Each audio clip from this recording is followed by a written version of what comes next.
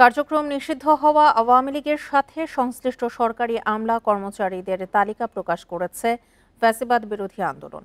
রোববার জাতীয় প্রেস ক্লাবের সংবাদ সম্মেলনে এই তালিকা প্রকাশ করা হয়।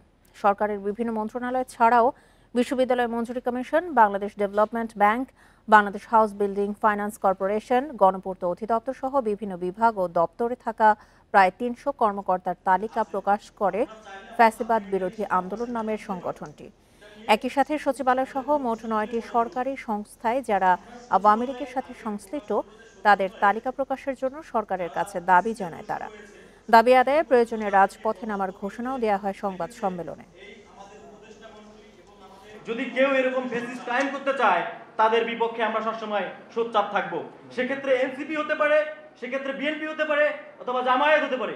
যে কোনো দল, যে কোনো গোষ্ঠীর বিরুদ্ধে আমরা কথা বলবো। আরেকটা পোস্ট পরিচালক প্রশাসন, যেটার উপর নির্ভর করে সারা বাংলাদেশে পদায়ন হয়, সেই গুরুত্বপূর্ণ পদে বসিয়েছেন যিনি ৪ তারিখে ছাত্র আন্দোলনের বিপক্ষে ছিলেন। আমরা তো এখানে মাত্র দুটোর কথা বললাম, এভাবে পুরো দপ্তরে একটা অস্থিরতা করে রেখেছে এই আমলারা। আমরা উপদেষ্টা বরাবর জানতে চাই, আপনারা কেন এখন পর্যন্ত এইসব সচিবদের আমলাদেরকে কেন অপসারণ করেন না?